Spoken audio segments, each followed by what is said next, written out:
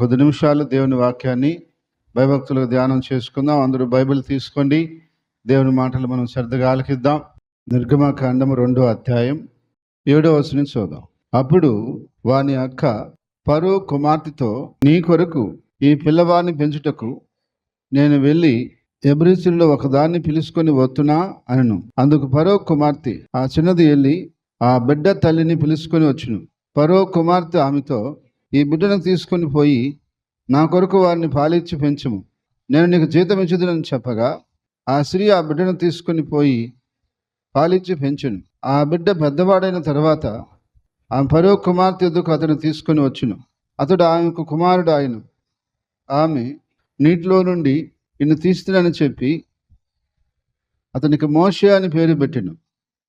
ఆ దినములలో మోషే పెద్దవాడై తన జనుల యొద్దకు పోయి వారి భారమును చాలు.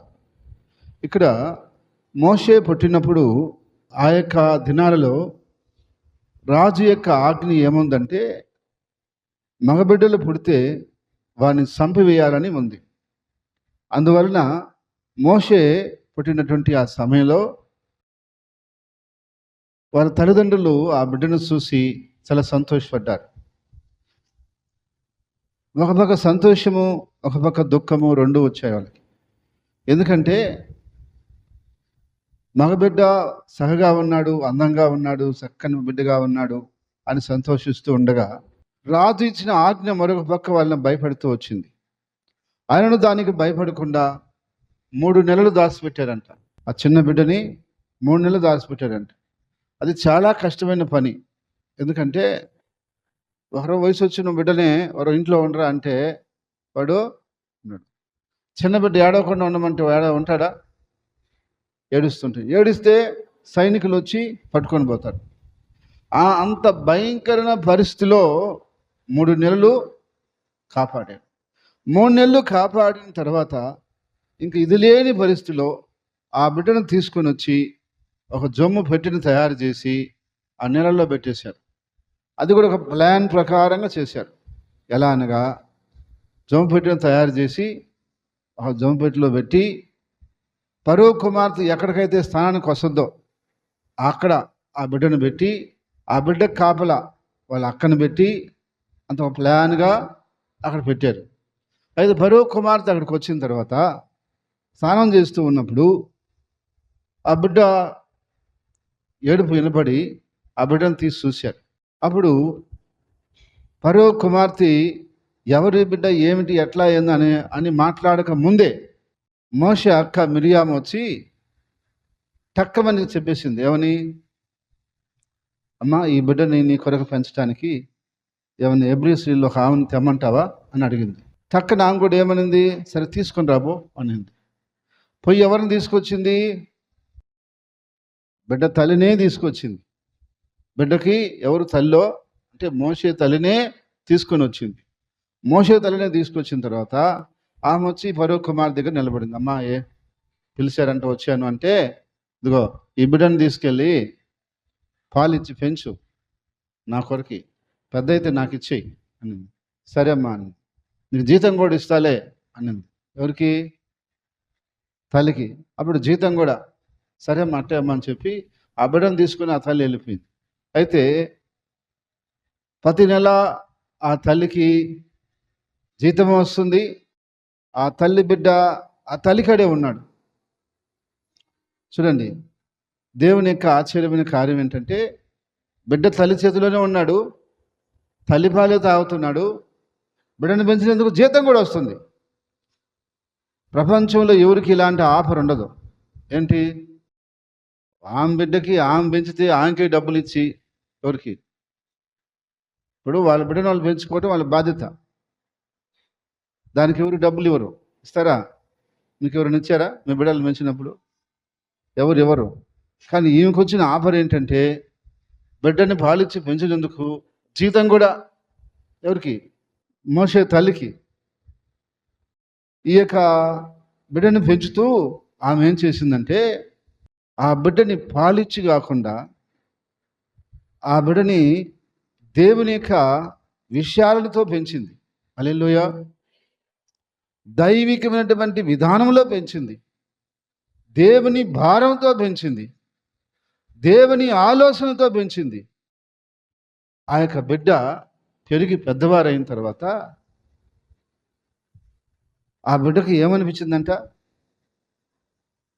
తన ప్రజల యొద్దకు పోయి వారి భారాన్ని చూడాలనిపించిందంట. హల్లెలూయా, హల్లెలూయా. ఎందుకు అలా అనిపించింది అంటే, ఆ తల్లి చిన్నప్పటి నుంచి ఎలా పెంచుతూ వచ్చింది అంటే, పాలు మాత్రమే ఇవ్వలామి. మనం ఏం చేస్తాము? పాలతో కూడా కొంచెం బూస్టు, హార్లిక్స్ వేసి ఇస్తాం కదా. ఆమె ఏం చేసింది? కొన్ని దైవికమైన లక్షణాలు కూడా వేసి ఇచ్చింది. హల్లెలూయా, హల్లెలూయా. ఆ లక్షణాలు మోషేలో వంటబట్టినాయి. మోషేలో వంటబట్టినందువలన పెద్దవాడు అవగానే యాడికి పోవాలనుకున్నాడు? తన ప్రజల యొద్దకు పోయి వారి భారాలను చూడాలని అనుకున్నాడట. పెద్దవాడు అయిన తర్వాత ఏమనిపిస్తుంది చెప్పండి? యవనస్తులు అయిన తర్వాత వాళ్ళకి ఏమనిపిస్తుంది?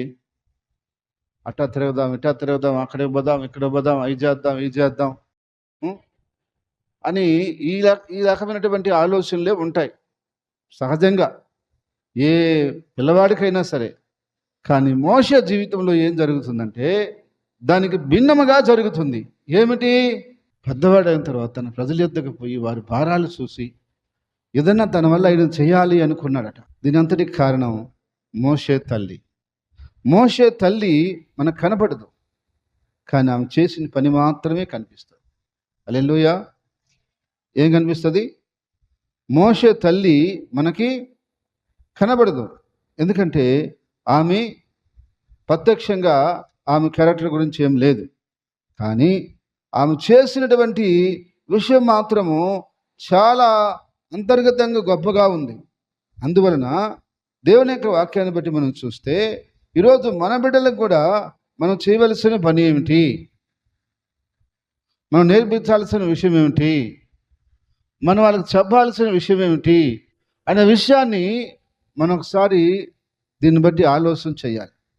ఎందుకంటే బిడ్డలకి చిన్న వయసు నుంచి తల్లిదండ్రులు నేర్పినట్టు వాళ్ళు పైకి వస్తారు, నేర్చుకుంటారు. అయితే పెద్దవాళ్ళు అయిన తర్వాత వాళ్ళు నేర్చుకున్న దాన్ని బట్టి వాళ్ళ దిశగా ప్రయాణం చేస్తారు, వాళ్ళ దిశగా నడుచుకుంటారు. అందుకని మోషే తల్లి లాంటి తల్లిలుగా మనం కావాలి. మన బిడ్డలు కూడా రేపు దైవికమైన బిడ్డలుగా మారాలి. రెండో విషయం చూద్దాం. మొదటి సమూయేలు 1వ అధ్యాయంలో 26వ వచనం చూడండి. ఇక్కడ సమూయేలు గురించి అన్న చేసిన పని ఇక్కడ చూపిస్తా ఉన్నాడు. ఏమిటి అదంటే, ఆ బిడ్డ దేవుని మందిరంలోకి పోయినట్టు వెంటనే దేవునికి మొక్కాడు. ఎలా అది సాధ్యము? ఇప్పుడు పెద్దవాళ్ళం అంటే మనకు తెలుసు, రాగానే వచ్చి కూర్చొని ప్రార్థన చేసుకోవాలని మనకు తెలుసు. కానీ చిన్న పిల్లవానికి ఏం తెలుసు? ఒక 3 ఏళ్ళు 4 ఏళ్ళు పిల్లవాడికి ఏం తెలుసు అంటే, వాళ్ళ తల్లి చిన్నప్పుడే ఆ యొక్క చిన్నవాడైనటువంటి తన బిడ్డకి ఏం చేసింది? నేర్పించి దేవుని మందిరంలోకి తీసుకొచ్చింది. దేవుని మందిరంలోకి తీసుకొచ్చి ఆమె మోకరించింది, ఆమె ప్రార్థన చేసుకుంటుంది, వాడు కూడా మోకరించి ప్రార్థన చేసుకుంటున్నాడు. ఎందుకని?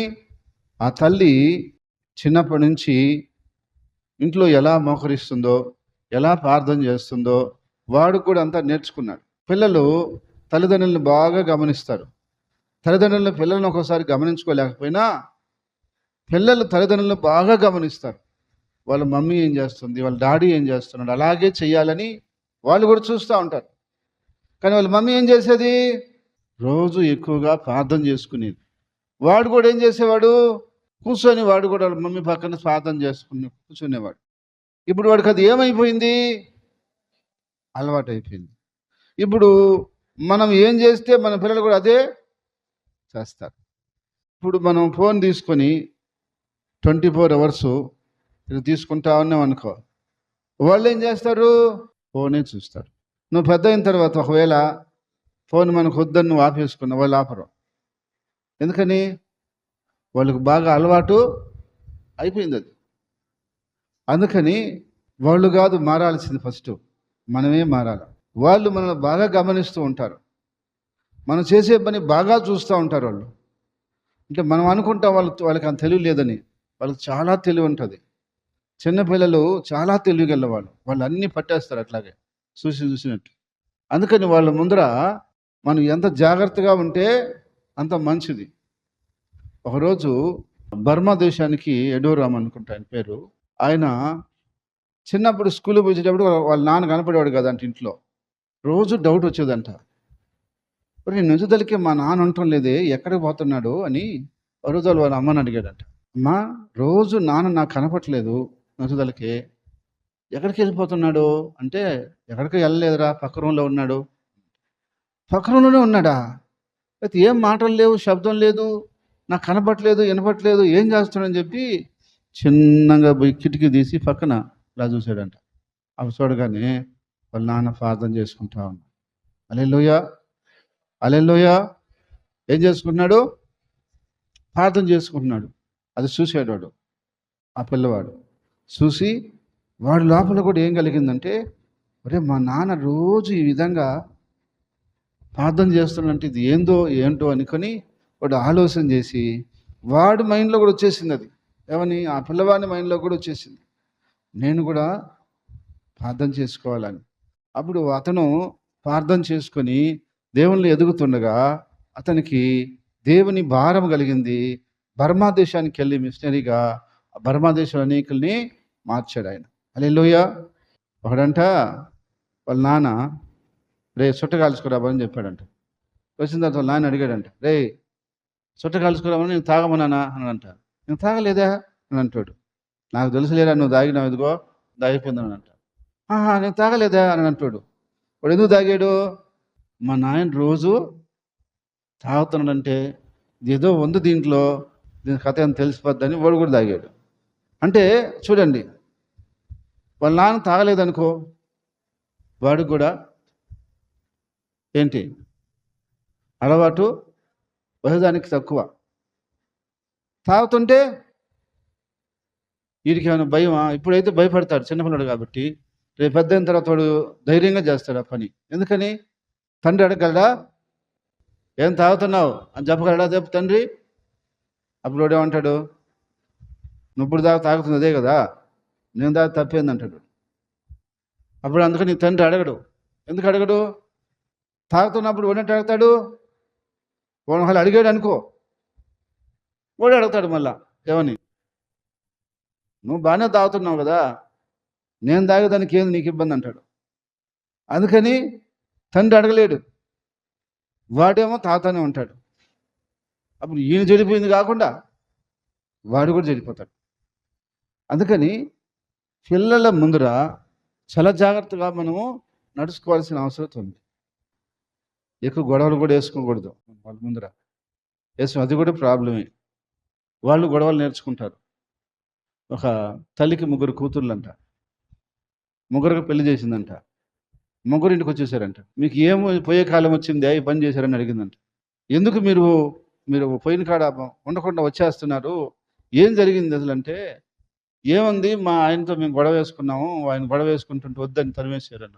నేను గొడవ వేసుకోవద్దని చెప్పాను కదా మీకు, పోయినప్పుడల్లా చెప్తున్నాను కదా, మళ్ళీ ఎందుకు వేసుకుని ఉంటే, నువ్వు రోజు మా నాయనతో చేస్తలా ఏం చేస్తుందంట, రోజు వాళ్ళ నాయనతో ఆమె గొడవ వేసేది. వీళ్ళు ముగ్గురు బాగా చూస్తా వచ్చారు.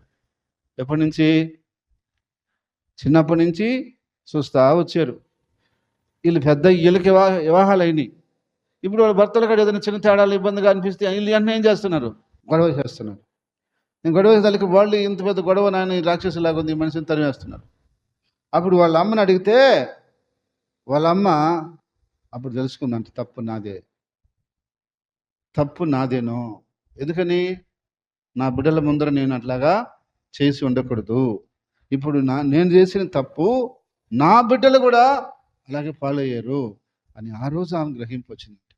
కానీ అప్పటికే నష్టం జరిగిపోయింది కదా, అప్పటికే నష్టం జరిగిపోయింది కదా. అందుకని పిల్లల ముందర గొడవలు వేసుకోవడం కూడా కరెక్ట్ కాదు. ఏదైనా విషయం ఉంటే ఎవరు లేనప్పుడు రహస్యంగా భార్యాభర్త ఇద్దరు మాట్లాడుకొని డిస్కషన్ చేసుకొని సరి చేసుకోవాలి. అది మూడో కంటికి తెలియకుండా. హల్లెలూయా. ఒకరోజు ఒక తండ్రి చనిపోయాడంట. అందరూ ఏడుస్తున్నారంట. బంధువులందరూ వచ్చి బాధపడుతున్నారంట. ఆయన కొడుకు మాత్రము గమ్ము కూర్చున్నాడంట. బంధువులందరూ వచ్చి, రే మీ నాన్న ఎత్తేస్తున్నారా, నువ్వు చూడబోరా, ఏం నీకు కొంచెం కూడా ఏడుపు రాలేదే, బాధ లేదా నీకంటే, నేను చూడను పో, ఏం రా అని అంట. వాడు మా అమ్మని కొట్టి చంపినాడు, ఇప్పుడు చచ్చినాడు పని అన్నాడంట. అంటే వాడి ముందరనే వాళ్ళ అమ్మని వాడు ఏం చేస్తుండేవాడు, ఆయన భర్త ఎప్పుడు కొడతా తిడతా చంపుతా ఉండేవాడు. అది వాడి మైండ్లో పడిపోయింది. ఎవరి మైండ్లో? పిల్లవాడి మైండ్లో. తండ్రి చచ్చిపోయినా కూడా వాడికి ఏం రావట్లేదు, కనికరం రావట్లేదు, బాధ కలగట్లేదు. ఎందుకని? అదంతా వాడు చూసి వాడి మైండ్లోకి వెళ్ళిపోయింది. అందుకని పిల్లల ముందర చాలా జాగ్రత్తగా నడుచుకోవాల్సినటువంటి అవసరం ఉంది. మూడో విషయం చూద్దాం. తిమోతికి రాసిన పత్రిక 2వ పత్రిక 1వ అధ్యాయం 3వ వచనం చదవండి. ఇక్కడ తిమోతి గురించి పౌలు మాట్లాడుతూ, ఈ విశ్వాసం మొదట నీ అవ్వైన లోయలోనూ, తర్వాత ఆమె నుంచి నీ తల్లి అయిన యునేకేలేను, ఆమె నుంచి నీలోను ఆ విశ్వాసం కనిపిస్తుంది అని చెప్పి ఆ యొక్క పత్రికలో ఆయన మాట్లాడతాడు. ఇక్కడ చూడండి, మొదటగా లోయ అనేటువంటి ఒక తల్లి దేవుని నమ్ముకుంది. ఆమె నమ్ముకున్నటువంటి ఆ విశ్వాసాన్ని, భయభక్తులు నడుస్తున్న ఆ విషయాన్ని వాళ్ళ కుమార్తె, ఎవరు? లోయ కుమార్తె యునేకే అనేటువంటి ఆమె అనుసరించింది. ఆమెలో ఉన్న ఆ విశ్వాసాన్ని వాళ్ళ కొడుకు అయినటువంటి తిమోతి అనుసరించాడు. ఇక్కడ చూడండి, తిమోతికి అంత గొప్ప పరిచారకుడు గల కాటానికి గల కారణం వాళ్ళ తల్లి విశ్వాసం అని చెప్తుంది బైబిల్. హల్లెలూయా. ఎవరి తల్లి విశ్వాసం? తిమోతి యొక్క తల్లి విశ్వాసం అని చెప్తా ఉంది. కాబట్టి బిడ్డలు మన విశ్వాసాన్ని అనుసరించే విధంగా మనం ఒక మాదిరిగా వాడికి ఉండాలి. హల్లెలూయా, హల్లెలూయా. మనం ఒక మాదిరిగా వారికి ఉండాలి. అలా ఉండకపోతే వాళ్ళు ఏరే దాన్ని అనుసరిస్తారు, ఏరే వాటిని అనుసరిస్తారు. ఈ లోకంలో చెడిపోవడానికి 99 మార్గాలు ఉంటే బాగుపడేదానికి ఒక మార్గమే కనిపిస్తుంది.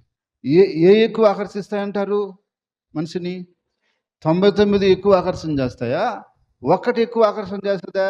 99 బాగా ఆకర్షణలోకి లాగుతాయి. కానీ అన్నీ తప్పించుకొని వస్తేనే ఆ ఒక్కటి లాగేసుకుంటుంది. అయితే ఈరోజు మనకు ఎక్కువగా కనిపిస్తుంది లోకంలో పాపము, దాని ప్రభావము. ఏం కనిపిస్తుంది? పాపము, దాని ప్రభావం. అది ఎంత ప్రభావం చూపించగలదంటే, ఎటువంటి వాడైనా సరే దాని దగ్గరకు పోతే అది ఆకర్షించుకుంటుంది. ఇది పాపము ఆకర్షించుకుంటుంది, అంటే మనం లాగేసుకుంటుంది. అంత అంత సామర్థ్యం ఉంది పాపంలో. అయితే మన యొక్క బిడ్డలు దాని వైపుకి వెళ్ళినప్పుడు వాళ్ళు ఆటోమేటిక్గా ఆకర్షించబడతారు. దాని వైపుకు పోకుండా మన బిడ్డలని విశ్వాస మార్గంలోకి తీసుకువస్తున్నప్పుడు దేవుని వైపుకి ఆకర్షించబడతారు. హల్లెలూయా. అందుకని మనం ఏం చేయాలంటే, మన బిడ్డలకి దేవుని యొక్క ధ్యాస, దేవుని యొక్క ఊసు, దేవుని యొక్క మాట, దేవుని యొక్క పద్ధతి, దేవుని యొక్క పాట, దేవుని యొక్క ఆరాధన, దేవుని యొక్క విధానంలోకి వాళ్ళని మనము మలుసుకోవాలి. హల్లెలూయా. మలుసుకోకపోతే రేపు మనం చాలా కష్టాలు పడాల్సి వస్తుంది. అందువలన ప్రియన్న సహోదరి సహోదరులారా, తల్లిదండ్రులారా, మీ అందరితో నేను చెప్పే మాట ఏంటంటే, మీరు ఫస్ట్ జాగ్రత్తగా ఉండాలి. హల్లెలూయా. తల్లిదండ్రులే జాగ్రత్తగా ఉండాలి. తర్వాత బిడ్డలు ఆటోమేటిక్గా జాగ్రత్తగా ఉంటారు, క్రమంలోకి వస్తారు. అయితే తల్లిదండ్రుల దగ్గర అది లేనప్పుడు బిడ్డలు కూడా కొద్ది రోజులకి రాదు. కాబట్టి నువ్వు కుటుంబార్థం చేయి. నీ బిడ్డలు కూర్చోకపోయినా కొద్ది రోజులు కూర్చుంటారు. అసలు నువ్వు కూర్చోవటంలే, నువ్వు ప్రార్థన చేయటంలే, రేపు వాళ్ళు ఎట్లా చేస్తారు? వాళ్ళు చేయరు. నువ్వు ఎప్పుడు ప్రార్థన చేస్తూ కనపడు, వాక్యం చదువుతూ కనపడు, వాళ్ళు ఎందుకు చదవరో చూద్దాం. నువ్వు ఎప్పుడు అలా కనపడలేదు కాబట్టి వాళ్ళు కూడా కనపట్టలేదు, వాళ్ళు కూడా అలా ఉండలేదు. అందుకని దేవుని యొక్క వాక్యం చెప్తుంది, మనం సమయమును అసమయమును ఉపయోగించుకొని దేవునిలో నడుచుకునే దానికి ప్రయత్నం చేయాలి. లోకమంతా మాయ, అదంతా నటన, మోసం, ఏమి లేదు. ఒక ఆకర్షణ అది అంతే. కాసేపు అలా ఉంటుంది, తర్వాత అంతా మోసమే. కాబట్టి ఆ మోసానికి మనం లొంగిపోయి, మనం ఆకర్షణలో ఉండిపోయి, మన బిడ్డలను కూడా ఆకర్షణలోకి మనం పోయేటట్టు చేసి, రేపు వాళ్ళు బాధపడి మనం బాధపడి అవసరమా? అందుకని వాళ్ళు అలాంటి పరిస్థితిలో పోకుండాలంటే మనమే జాగ్రత్తగా ఉండాల్సిన అవసరత ఉంది. అయితే ఇంకొన్ని విషయాలు కూడా ఉన్నాయి. సమయాన్ని బట్టి ఇంకొక మాట చెప్పి ముగిస్తా. దేవుని వాక్యంలో మనం గమనిస్తే ప్రభు ఇలా చెప్తా ఉన్నాడు, హేరోదియ జన్మదినం అంట. ఎప్పుడు? హేరోదు యొక్క జన్మదినం వచ్చింది. ఆ జన్మదినం అప్పుడు ఏం జరిగింది? హేరోదియ కుమార్తె నాట్యమాడిందంట. రాజు మైమర్చిపోయి సంతోషించి ఆమెకు ఒక వరం ఇచ్చాడు. ఏమని? అమ్మా, రాజ్యంలో సగమైన అడుగు, నేను ఇచ్చేస్తా.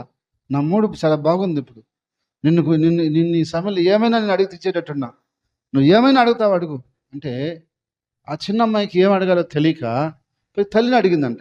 అమ్మా, నేను ఏం అడగాలా? రాజులా చెప్పాడు అంటే ఆ తల్లి ఏం చెప్పాలండి? ఏం చెప్పాలా? అమ్మా, రాజు ఏమైనా ఇస్తాడు కదా, నీకు బాగుపడేదానికి ఏదైనా మంచిది, నీ జీవితానికి ఉపయోగపడేదాన్ని ఏదైనా ఇవ్వని అడుగు, మనకు మేలు కలిగేటట్టుగా ఏదైనా చేయమని చెప్పి అడుగు అని చెప్పక ఏమడిగిందంట? బాప్తిసమిచ్చి యోహాను తలగొట్టుకు రమ్మని అడిగిందంట. ఎందుకు అడిగింది? ఆమె తప్పు చేసింది. హేరోదు సోదరుని యొక్క భార్య హేరోదియ తన భర్తను వదిలి రాజుతో ఉంటుంది. అప్పుడు ప్రవక్త అయినటువంటి యోహాను దాన్ని ఖండించాడు. తప్పు ఇది రాజా, మీరు అది చేయకూడదు అని ఖండించాడు. ఖండించినందుకు ఆమె దాన్ని మనసులో పెట్టుకుంది. ఎవరు? హేరోదియ మనసులో పెట్టుకుంది. దాన్ని ఎట్టకైనా సాధించాలనుకుంది. ఆయన ఏం సాధించలేదు. ఆయన ప్రవక్త, ఆయన జోలికి పోలేదు. ఆయన్ని అసలు ఏం చేయలేదు ఆమె.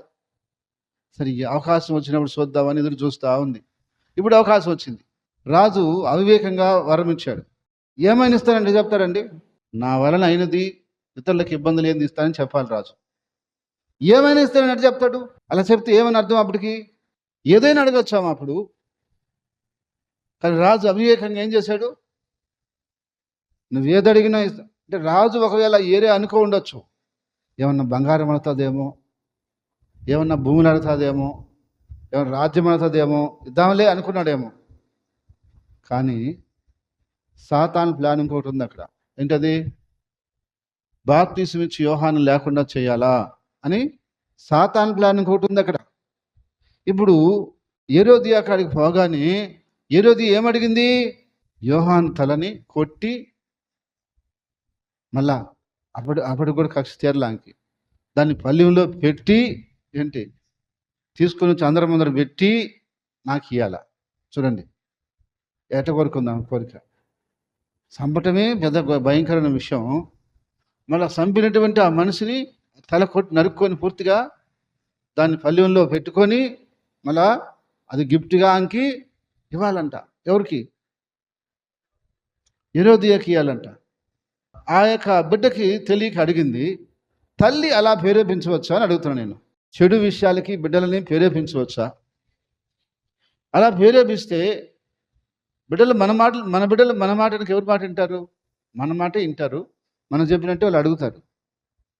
అయితే ఇప్పుడు చూడండి, తర్వాతది రేపు ఒకవేళ మనం అందరం పరలోకం చేరినప్పుడు హేరోదియ జీవితాన్ని గురించి అక్కడ జరిగే పరిణామాలు చూసినప్పుడు ఉంటుంది, భయంకరంగా ఉంటుంది. ఎందుకంటే ఒక ప్రవక్త, నిజాయితీ కలిగిన ప్రవక్తను కొట్టించి పళ్ళుల్లో పెట్టించి ఆమె ఏంటి తీసుకొచ్చుకుంది. ఎవరు?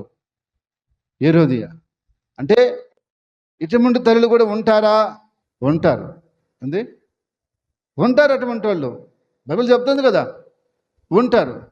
కానీ వాళ్ళల్లో మనం ఉండకూడదు. హల్లెలూయా. లోకంలో అలాంటి తల్లులు కూడా ఉంటారు, కానీ ఆ తల్లుల్లాగా మనం ఉండకూడదు. ఎందుకంటే మనం దైవికమైన బిడ్డలం కాబట్టి అలాంటి తల్లులుగా మనం కాకూడదు. ఎలాంటి తల్లి కావాలంటే ఒక మోషే తల్లి లాంటి తల్లి కావాలి, ఒక సమూయేలు తల్లి లాంటి తల్లి కావాలి, తిమోతి తల్లి లాంటి తల్లి కావాలి. కానీ మనము హేరోదియ లాంటి తల్లి కాకూడదు. అలా అయ్యామంటే చాలా భయంకరమైన పరిస్థితి ఉంటుంది. కాబట్టి ఈరోజు నా ప్రియ దేవుని బిడ్డలారా, 4 విషయాలే మీతో చెప్పాను సమయాన్ని బట్టి.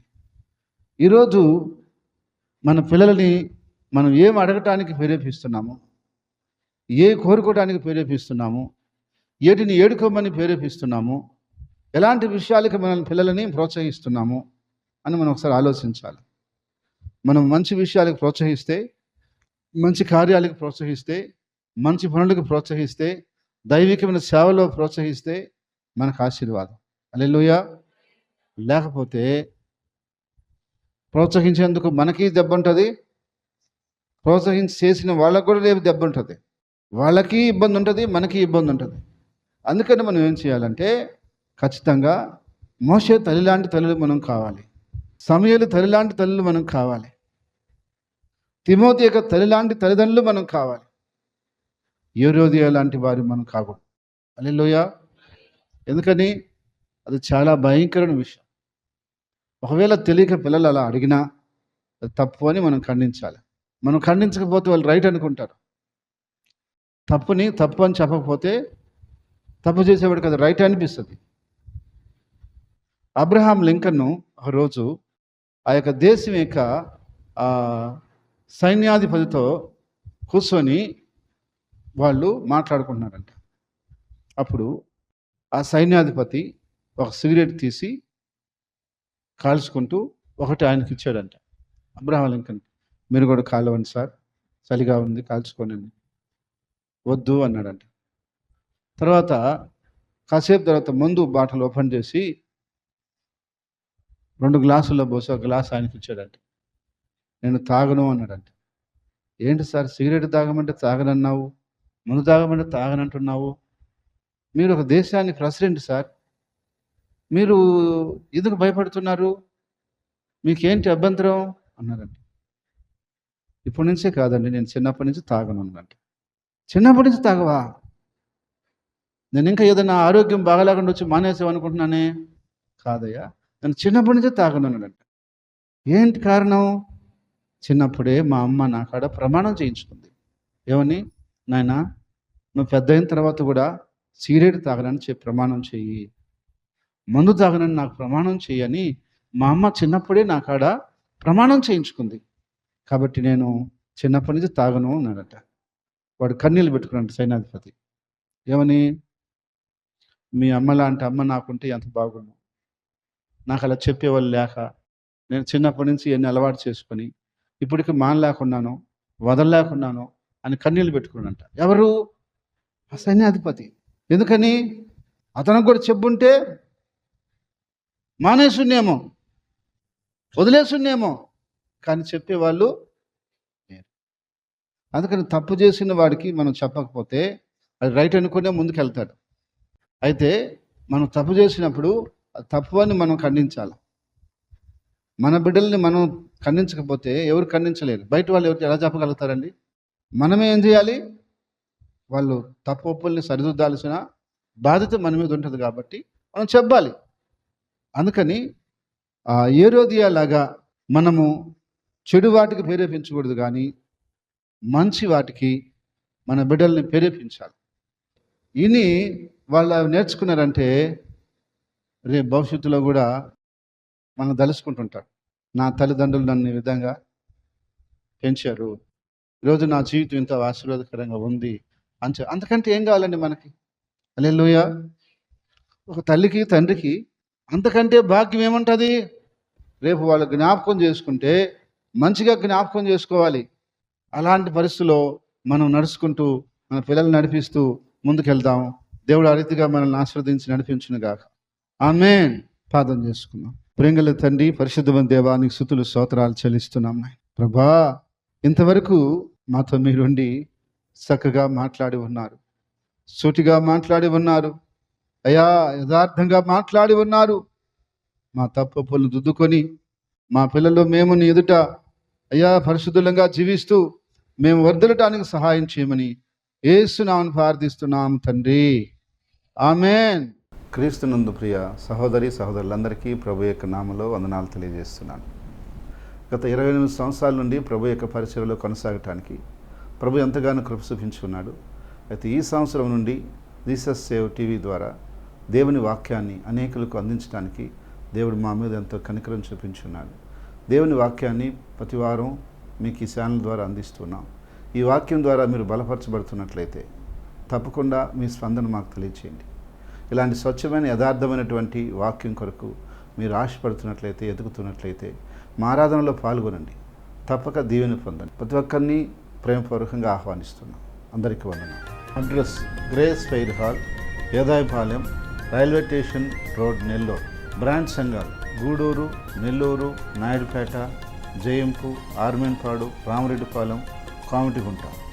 తప్పకుండా మా యొక్క ఆరాధనలో మీరు పాల్గొని దీవెన పొందాలని కోరుతున్నాం. నాకొక ఆశ,